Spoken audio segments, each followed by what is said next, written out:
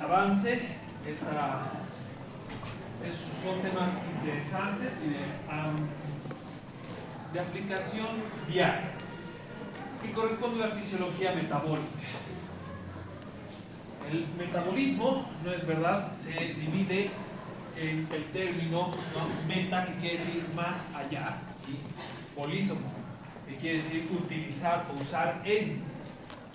Quiere decir más allá de la utilización, porque quiere decir que es un compartimiento que tiene implicaciones que sobrepasan la utilidad. Por ejemplo, ¿a qué se refiere meta? Quiere decir más allá. Cuando nosotros utilizamos, por ejemplo, la glucosa para que la glucólisis la degenere en piruvato y que en formato de piruvato pueda participar en la vía del ciclo de Krebs, puede parecer una cosa sencilla, pero va más allá, porque ese producto que es el ATP es lo que mantiene vivas a las células. Es una función que traspasa la comprensión sencilla. El contraste, sin embargo, no solo implica salud, que es lo que nosotros llamamos fisiología, que fisiología tiene su sinónimo, que es homeostasis. Entonces, el objetivo médico de todos los medicamentos, por ejemplo, porque, por ejemplo, fisiología tiene mucho en común con homeostasis. Pero, si bien son prácticamente sinónimos, al final del día no lo son. Y el mejor ejemplo de este proceso es justamente el metabolismo. ¿Cuál es la enfermedad metabólica más común del mundo? Que te vida 2 al final. La diabetes mellitus tipo 2. ¿Es fisiológica? No, es fisiopatológica. Está caracterizado por hiperglucemia persistente y crónica. Sin embargo, los medicamentos que te curan la diabetes, ¿ya no te vuelve a dar? No.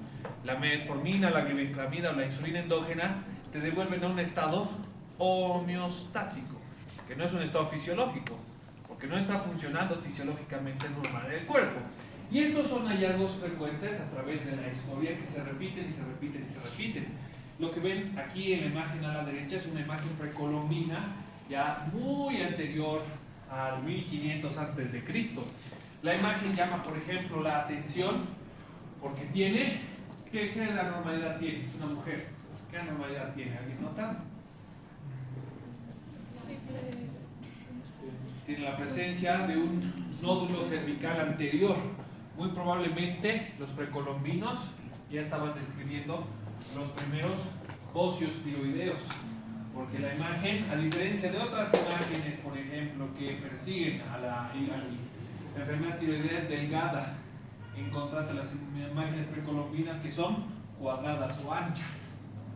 Ya nos estaba diciendo que los hipertiroideos tenían hiperactividad cervical anterior, que es donde corresponde el órgano anatómico de la tiroides, y delgadez, se llama semiología. Después, en los papiros egipcios ya describían, por ejemplo, que había una enfermedad que padecían ciertas personas que hacía que su orina, o en este caso su sangre, sea tan dulce que desperdigara en el piso, hacía que los insectos se sientan atraídos. Ya la infame diabetes acompañaba a los humanos mucho antes del nacimiento de Cristo, junto con la sífilis. Posteriormente, enfermedades ya metabólicas que afectan a la piel, por ejemplo, como el hirsutismo. Esto que ustedes ven aquí se llama silografía, que es un tallado en árbol, que describía conductas anormales de individuos que no solo estaban afectados metabólicamente, sino también psiquiátricamente, y tenían un común denominador que le da el aspecto a este individuo. Los vampiros, que los que han entrado a mi clase el semestre pasado de vampiros saben de dónde vienen. Enfermedades hematológicas por déficits en toda la cadena de las que se llaman las preprohemoglobinas. ¿Alguien sabe? ¿No? Entonces es un misterio para ustedes de dónde vienen los vampiros, pero los vampiros tenían déficits en algunas de las síntesis de la hemoglobina, lo cual hacía que converjan en hematofagia, consumir sangre para reponer sus déficits que les daban su enfermedad. Esta ya era una hematoendocrinopatía, porque la mayoría de la gente cree que las enfermedades de las especialidades se van cada uno por su lado. tiene neumonía y solo tiene neumonía. Falso. Normalmente los pacientes que tienen neumonía tienen enfermedades que los predisponen a hacer neumonía, como las anteriormente mencionadas, diabetes, enfermedades reumáticas, enfermedades metabólicas. Aquí por último, si ya han llevado bioquímica, deben reconocer, esta es una imagen del año 1734, en la que una entidad demoníaca viaja y baja a la tierra y con un metal incandescente le quema los dedos de los pies a los individuos que tienen déficit por hipoxantina fosforribosiltransferasa, es decir, gota.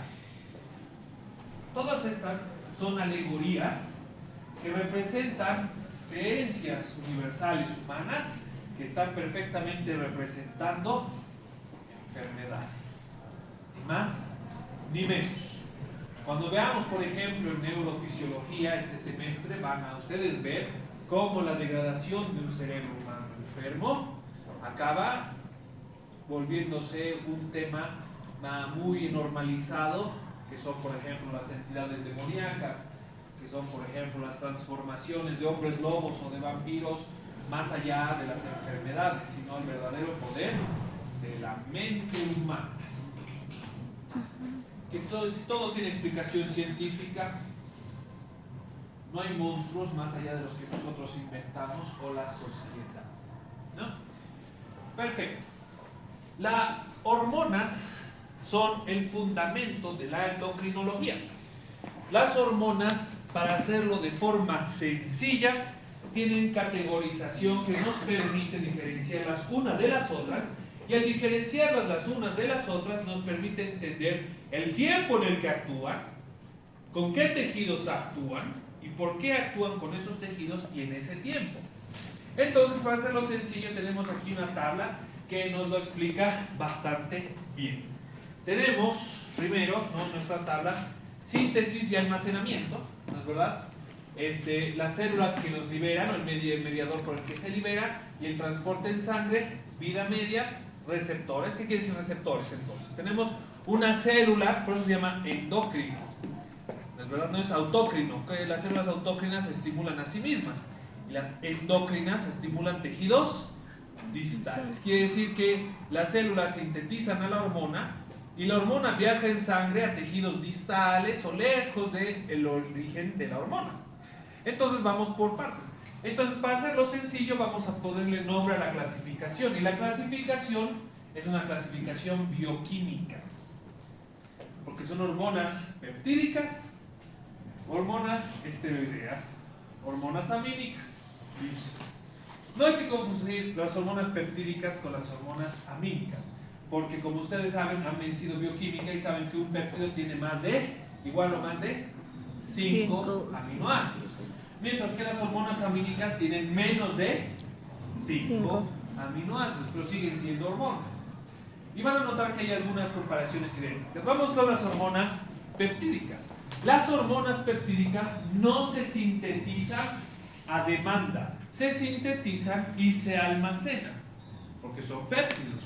Quiere decir que tienen vesículas que les permiten almacenarse. Básicamente nos está diciendo que las hormonas peptídicas se sintetizan y están dentro de vesículas en la célula productora, no se liberan inmediatamente. En contraste, por ejemplo, a las hormonas esteroideas, que se sintetizan a demanda. ¿Cuáles son unos ejemplos? Por ejemplo, una hormona peptídica muy famosa es la insulina. La insulina está hecha de 150 péptidos para gramo. Su cadena es de 156. La insulina se encuentra dentro del islote pancreático en la vesícula. Nosotros comemos, el alimento estimula al intestino para que libere péptido similar a insulina, y este estimula el páncreas para que libere la insulina que ya estaba formada, ya estaba lista. En contraste, por ejemplo, a las hormonas esteroideas, como por ejemplo el cortisol. El cortisol es la hormona del estrés. Los seres humanos, si bien tenemos un potencial cerebral infinito, porque si alguna vez, por ejemplo, los invito a que lean, bueno, está en inglés, pero si lo leen igual y vencen sus dificultades y copian y pegan el texto a un traductor o a una inteligencia artificial y leen, van a ver que en el Black Book que es el libro gordo de neurología de las universidades del sur de los Estados Unidos, van a ver que describe al cerebro como la capacidad más poderosa del mundo. No se ha inventado todavía una computadora que supere al cerebro humano. Hasta este momento, un cerebro humano supera a todas las computadoras que existen y han existido en la historia combinadas. Un cerebro humano promedio puede aprender de memoria 80,000 textos. Un cerebro humano promedio tiene más sinapsis de lo que hay estrellas en el cielo. El cerebro humano es una maravilla. Cómo ustedes usan esa maravilla depende de ustedes. E incluso así de maravilloso el cerebro tiene una dificultad. Y es que el cerebro, ¿cuánto tiempo existe la Tierra? Casi 600,000 millones de años. Está rodando los billones de años. ¿Cuánto tiempo existe la raza humana? 200,000 años. Nuestro cerebro todavía es rudimentario. Entonces es por eso, por ejemplo, que las universidades, ¿se acuerdan las reglas que yo les he dictado en la primera clase? Son para alivianarlos a ustedes. Porque se descubre que el cerebro no distingue el estrés de un examen del estrés de que te apunten con un arma. Es decir, es muy estresante todo. Entonces es bastante lesivo para el cerebro estresarse porque no diferencia uno de los otros. ¿Listo? El cortisol se sintetiza en momentos de estrés a demanda.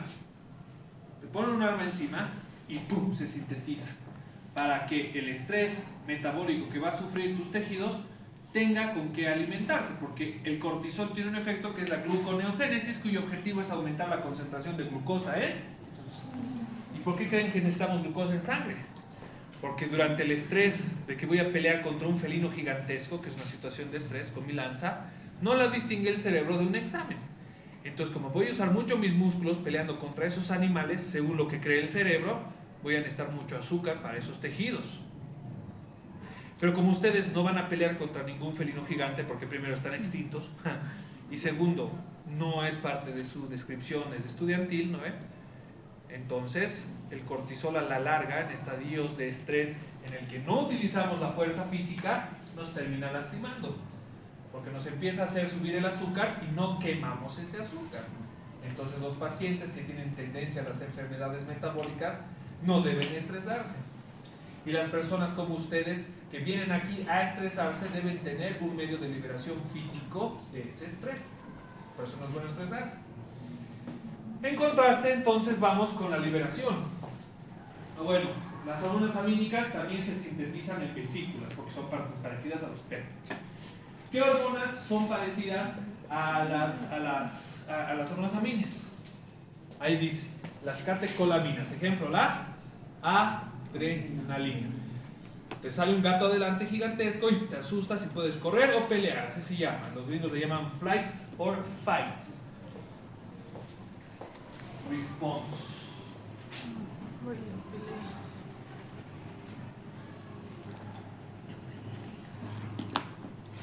Esto básicamente es la adrenalina en una sola frase: pelear o escapar.